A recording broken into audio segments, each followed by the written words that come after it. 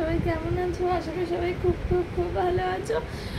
তোমাদের লাঞ্চ করা হয়ে গিয়েছে, আমিও লাঞ্চ করেছি। করে ভাবলাম ফল খাবার বলো না, সারা গা হাতে পায়ে যা যন্ত্রণা, যা কোমরে ব্যথা পুরো এই কোমরটা পুরো ব্যথা, থাইগুলোতে এত যন্ত্রণা করছে বলার কথা না। মানে পুরো মনে হচ্ছে কামড়িয়ে কামড়িয়ে ধরছে আমার পায়ের থাইগুলো। আর বলো না গো, খুব কষ্ট হচ্ছে। ভাবলাম একটু ফল খাই,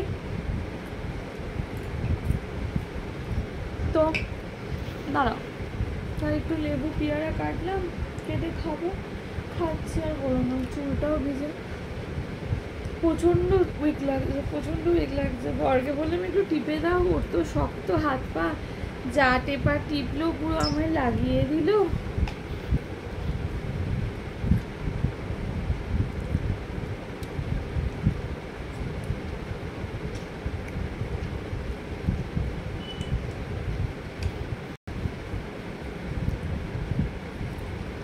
লেবুটার প্রচন্ড রস,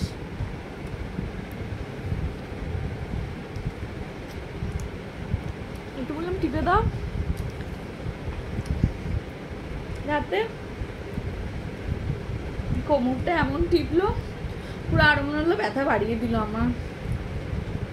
তাই সকালে বলছিলাম এই এত টানাপোনার মধ্যে মনে হয় বাবা রিপোর্টটা আমার পজিটিভ হয়ে যাক, একদম প্রেগনেন্সি রিপোর্ট পজিটিভ হয়ে যাক, আমি চুপচাপ বাড়িতে বসে থাকি, সব কিছু সামলানো হয়ে যাবে। যা এখন 9 মাস চুপচাপ সিটে বসে যাই।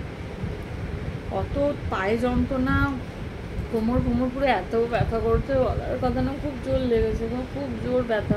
এই লোকটার জন্যই হয়েছে, সারাদিন ক্যাং করে ঝগড়া করলো, তারপর এই করলো আমার বেকার, আমার এতটুকু কোমরে লাগছিল, এমন লেগেছে না বলো না গো। ব্যথা করছে, কত স্প্রেটে দিয়েছি, এবার দেখা যাক কি হয়। প্রচণ্ড, আচ্ছা ঠিক আছে, কোমরে ব্যথা ঠিক আছে, থাইগুলো তো পুরো যেন পায়ে ছিঁড়ে যাচ্ছে বলো না। সেই প্রেগনেন্সিতে যেরকম যন্ত্রণা হয় ওইরকম ব্যথা উঠছে। ওর বাবারে, জানি না বললো, কিন্তু গা ঠা গোলাচ্ছে না, যেরকম বারবার বমি পায়, কিছু খেলেই বমি পায়, গা ঠা গোলাচ্ছে না, কিন্তু প্রচন্ড কোমরে পায়ে হাতে সবেতে ব্যথা শুরু হয়ে গেছে, জানি না। আর এই আর কি বসে আছি, আমার ওই জন্য না আমি গত দুদিন কিছু ভিডিও বানাতে পারিনি। কি বানাবো বলো, কালকে যখন লাইভে এসেছিলাম বারবার পেটটা ধরছিলাম, ওরে বাবারে, মানে পেটটা বেশ ভারী হয়ে আছে, বুঝতে পারছি না বেশ। আর প্রচণ্ড পায়ে ঠায় ব্যথা শুরু হয়েছে। এখন বসে ভাবলাম যে একটু ফল খেতে তোমাদের সাথে একটু গল্প করি, আর কি একটু পেয়ারাটা বেশ শক্ত নুন দিয়ে খেতে ভালোই লাগছিল। আমার পাকা পেয়ারা ভালো লাগে না, আমার এইরকম ডাকা পেয়ারা খেলে ভালো লাগে। আগে দেশে যেতাম, দেশে ওই গাছ থেকে পারে না শক্ত পেয়ারা, গাছ থেকে পেড়ে ধুয়ে নুন দিয়ে খেয়ে নিতাম। আবার দেশে আর মজা, ছোট ছিলাম, টিনের উপর উঠে বসে থাকতাম, পেয়ারা গাছে উঠে তো পড়তাম, এবার হাত ধরে নামার সময় প্রবলেম হতো।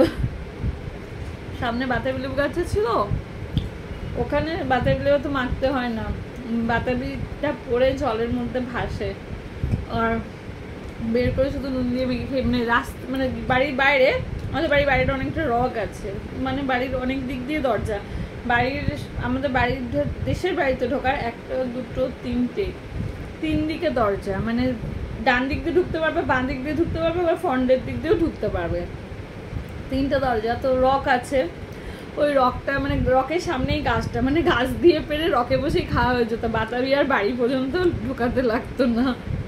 তো সেইভাবে পিয়াটা ওরকম খেতে গিয়ে মনে পড়লো।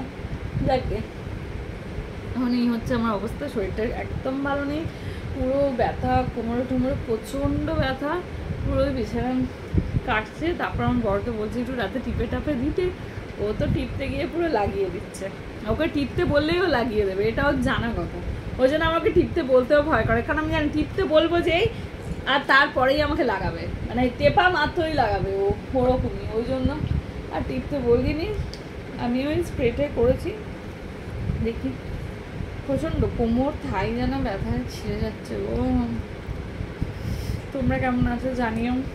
প্রচণ্ড এই পায়ের এই পেটগুলো তো কি ব্যথা।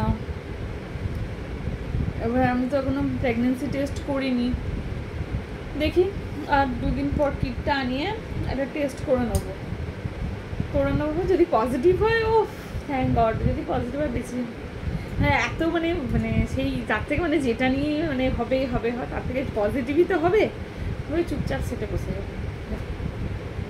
এখনো প্রেগনেন্সি টেস্ট করিনি, করবো।